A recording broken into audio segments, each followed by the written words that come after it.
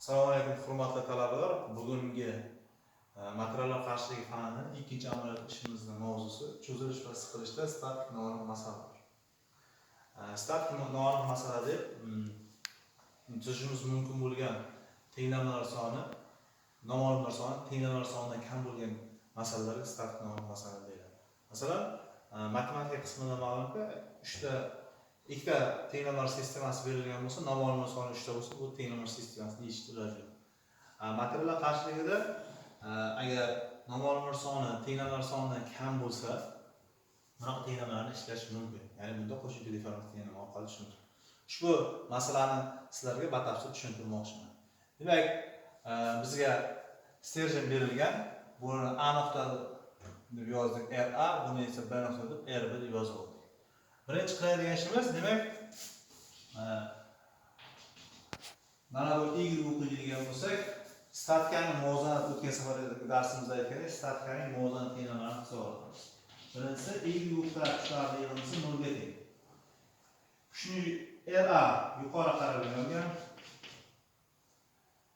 F3 yuqori qarab yo'nalgan, F1 pastga qarab yo'nalgan, R1 ham yuqori qarab yo'nalgan.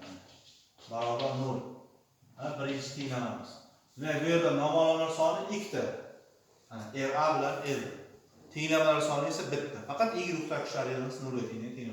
X kuchlari yig'indisi qo'ya olmaymiz, chunki hamma o'qlar x perpendikullar yig'indi. Demak, bu tenglamani sistemasini ishlashimiz uchun ikkinchi qiladigan ishimiz tenglamaning statik noaniqlik darajasini aniqlaymiz. Ya'ni S barobar n minus m, ya'ni ikkinchi formulamiz. Bu yerda S tenglamaning statik noaniqlik darajasini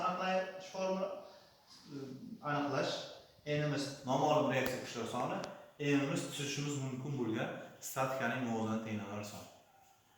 Chizmada ko'rinib turibdiki, S topishimiz uchun S barobar n'imiz noma'lum reaksiya kuchi bo'lgan uchun, demak, RA, RB ikkita noma'lum reaksiya kuchi bor. M'imiz tuzishimiz mumkin bo'lgan statikaning muvozanat tenglamalar soni. Bitta mana muvozanat tenglamasi y kuchlari yig'indisi minus 1. 1 ga teng. Demak, noaniqlik darajasi 1 ga teng. Tenglamamiz bir marta statik noaniq ekan. Demak, buning uchun biz qo'shimcha deformatsiya tenglamasini tuzamiz. Qo'shimcha deformatsiya tenglamasini tuzishimiz uchun biz ixtiyoriy uchini erkin qilib olishimiz kerak. O'shandagina biz qo'shimcha deformatsiya tenglamasini tuzamiz. Men mana bu B uchini erkin qilib oldim mana.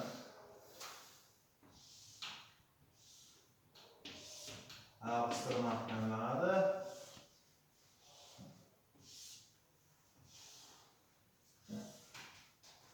Mana. Qolgan kuchlar o'tdi. F3 F1 va RB reaksiya kuchi turibdi. Demak, ko'rinib turibdiki, mana tarafı qismi qisqirilib mahkamlangan, yuqori qismi erkin qoladi. Endi mana bu qo'shimcha deformatsiya tenglamasi sharti quyidagina bo'ladi. Demak, ikki tarafı qistirib mahkamlanganmi? Demak, mana bu RB reaksiya kuchidan hosil bo'lgan deformatsiyalar va ichki tashqi kuchlardan hosil bo'lgan deformatsiyalarning yig'indisi 0 ga teng bo'lishi. Demak, bu bizga uchinchi tenglamamiz. Delta RB va delta LF yig'indisi 0 ga teng. Chunki ikki taraf ham qistirib mahkamlangan. Delta RB nimaga teng bo'ladi? Bizga ma'lumki, o'tgan darsda yozdikki, yung modeliga ko'ra deformatsiya formulasi n ko'paygan taqsim y ko'paygan a ekan. Qistirib mahkamlangan turibdi. RB reaksiya kuchimiz turibdi. RB reaksiya kuchimiz cho'zayapti. Cho'zganda bu yuzada deformatsiya sodir bo'ladi. Demak, deformatsiya formulasi cho'zilsa, demak, musbat RB ko'paytirilgan L1 y A1, RB ko'paytirilgan L2 y A2, RB ko'paytirilgan L3 y A3. Tashqi kuchlardan olingan deformatsiyamiz nima ekan? Delta L F. Demak, birinchisi F1 reaksiya kuchimiz. F1 reaksiya kuchimiz siqyapti. Siqilganda mana ikkita yuzada deformatsiya hosil bo'ladi. Demak, mana shu ikkita yuzaga nisbatan deformatsiya formulasini yozamiz. Siqilgan uchun manfi F1 ko'paytirilgan L2 yuza YA2 minus va uchinchi yuzaga ta'sir qilyapti. F1 ko'paytirilgan L3 YA3. F3 kuchimiz cho'zyapti. Cho'zilganda faqat mana yuza cho'ziladi. Qolgan yuza o'zgarmaydi. Demak, musbat F3 ko'paytirilgan L3 YA3. Demak, bu tenglamalarni uchinchiga olib borib qo'yib, bu yerdagi noma'lum reaksiya kuchini topib olamiz. Tenglamalarni uchinchi tenglamaga olib qo'yib, quyidagi hosil qilamiz. Demak, bu yerdan R1 taqsim Y'ni chiqarib olsak, R1 taqsim A1, R2 taqsim A2, R3 taqsim A3 hosil qiladi. Minus ikkalasidan F1 taqsim Y'ni chiqaradigan bo'lsam, R2 taqsim A2, R3 taqsim A3 hosil qiladi. Plus F3 ko'paytirilgan L3 Y taqsim A3 barobar 0. Hozir 3. Demak, berilgan qiymatlarni bu yerga borib qo'ysak, R1 ning qiymati 20 kilonewton ekanini ketishyapti. Nima? Va birinchi tenglamaga olib borib qo'yib, R ning qiymatini ham topib olsak bo'ladi. RA minus plus F3 100 ga teng, F1 80 ga teng va qo'shilgan 20. Bundan RA ning qiymati 120 dan 80 bölsek minus 40 kilonewton chiqadi. Stop. Bo'lgan ishimiz endi biz o'tgan safargi darsga o'xshadi, mana statik noaniq masalani statik aniq masalaga keltirdik. Reaksiya kuchlarini topib oldik, noma'lumlarni to'g'rilab oldik. Endi uchastkalarga ajratib, bo'ylama kuchini va normal kuchlanishni, absolyut deformatsiyani aniqlaymiz. Demak, o'tgan safar yuqoridan uchastkalarga ajratdim, men bu safar esa pastdan uchastkalarga ajrataman. Demak, mana bu bizga birinchi uchastkamiz. Z1 masala. Yuqori qismini tashlayman, past qismi qoladi. Mana bu yerda esa RA reaksiya kuchini turibdi. Mana bu kuchimiz turibdi. Demak, buni teskari yo'nalish, keskinga teskari yo'nalishdan N1 kuchimiz ham bor. Demak, bu yerda Z1imiz o'zgaradi 0 dan L1 gacha. L1imiz siqyapti. L1 RA L1 siqyapti, manfiy bo'ladi. Minus RA ga teng. RAmiz 40 kilonewton ekan. N2 xuddi shunaqa kesamiz buni. Mana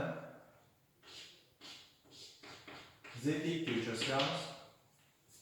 Buni kesganimizda alohida yozyapmadim, chunki o'tgan safar tushuntirdim qanaqa kesish kerak. Yuqori qismini tashlayman, past qismini o'zim tekshiraman. Mana bu yerda N2 kuchimiz bor. N2. Demak, RA siqyapti. Bu L1 ga qaramaymiz. F3 ham siqyapti.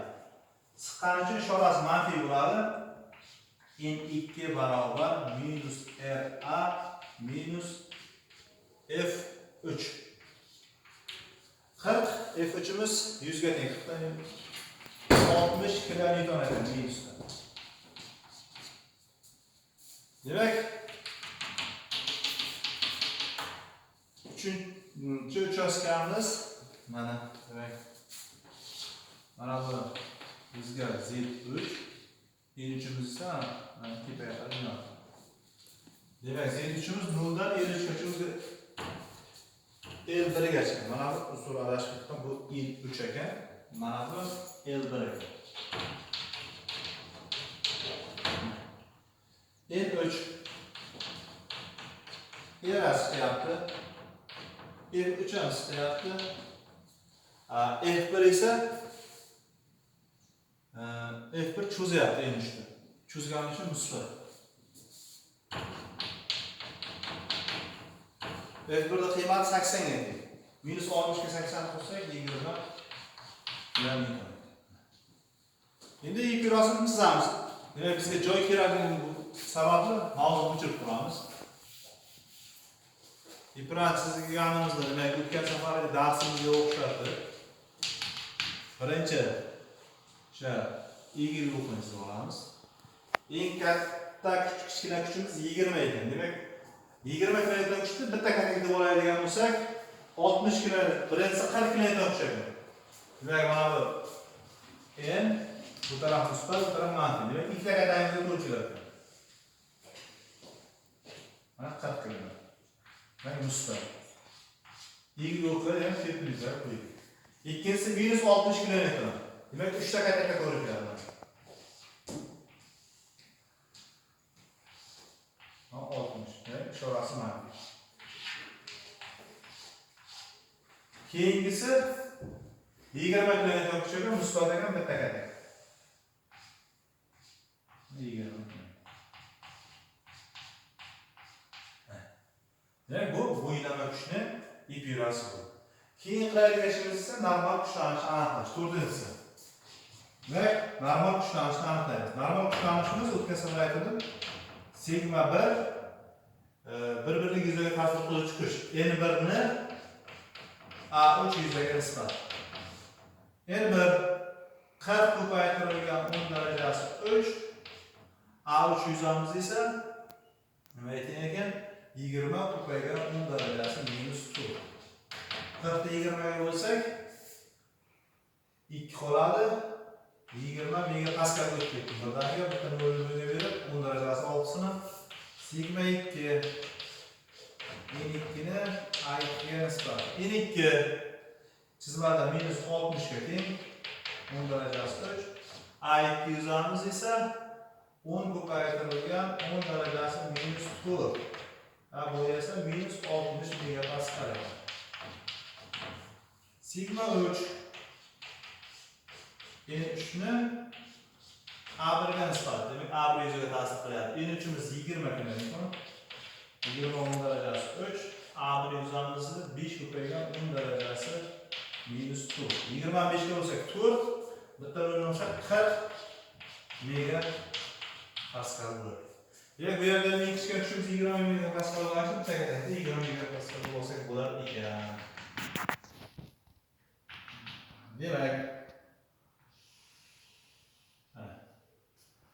Demak birinchisi 20 megapascal. Demak bitta kategoriya. Musbat. Keyingisi 30 3 ta kategoriya 60 megapascalimiz. Manfiy. Keyingisi 40 megapascal ikkita kategoriya.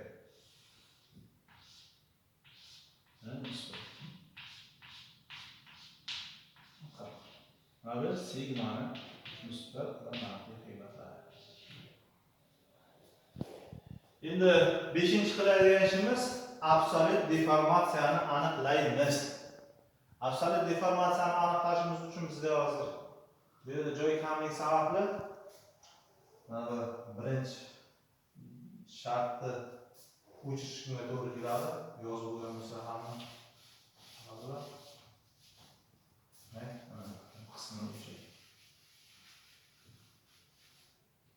demak absolyut deformatsiya delta L n ko'paygan L bu qonunga o'xshab topiladi. Demak bu 5-shartimiz. Demak absolyut deformatsiyani aniqlaymiz. Delta L 1 barobar n1 ko'paytirilgan z1 ga A3 yuzaga ta'sir qilgan A3 bo'ladi.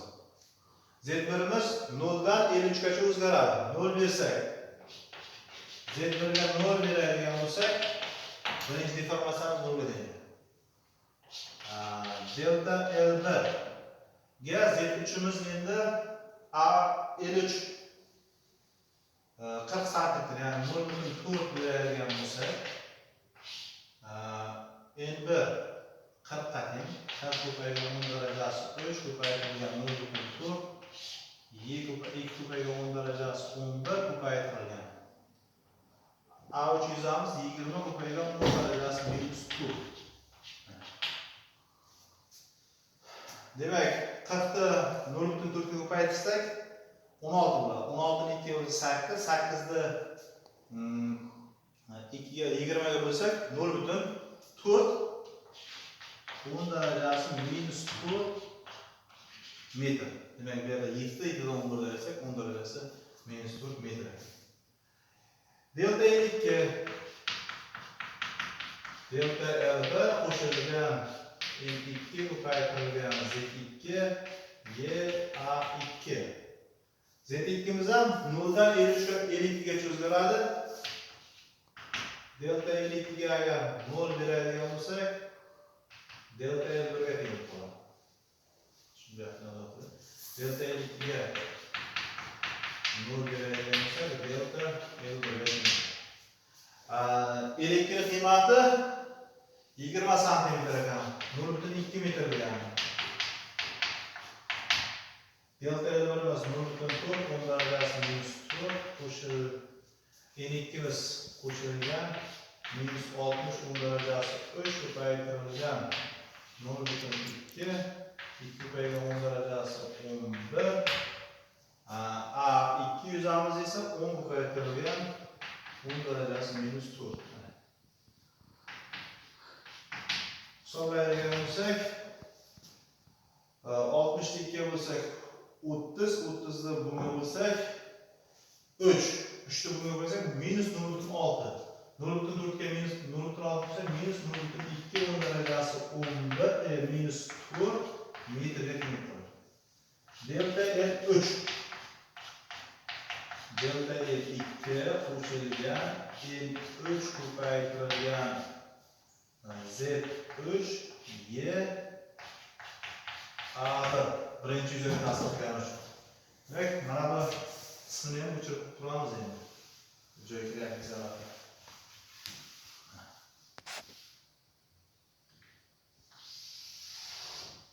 Demak, delta L3 ga 0 bersak, ya'ni delta L2 ni qiymati hisobga qo'yadi. L3 dagi qiymati, L1 dagi qiymati 10 cm ekan, ya'ni 0.1 metr ekan. 0.1 minus 0.2 10 darajasi minus 4 qo'shilgan L3 bizga 20 ga teng ekan. 20 ko'paygan 10 darajasi 3 ko'paytirilgan 0.1 2 ko'paygan 10 darajasi 11 ko'paytirilgan 5 cm 5 ko'paygan 10 darajasi minus 4 ekan. 20 ni 5 ga ko'paytirsak 1 ga teng. Bular qisqarib 0.2 qiladi. Ayirtirsak 0 degan bo'ladi.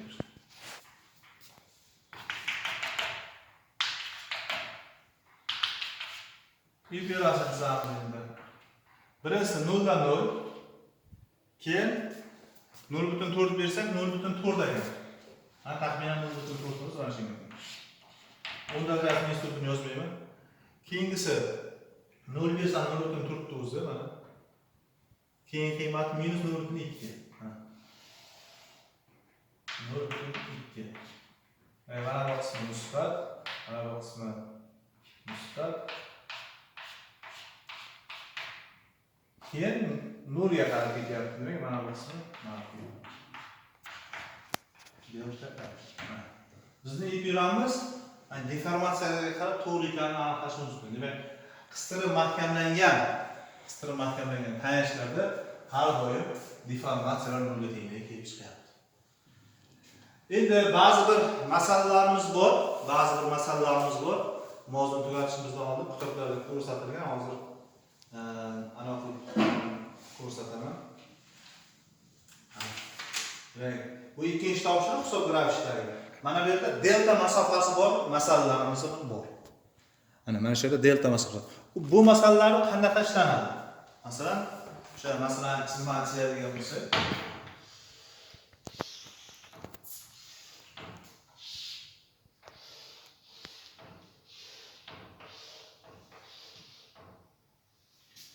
chizadigan bo'lsak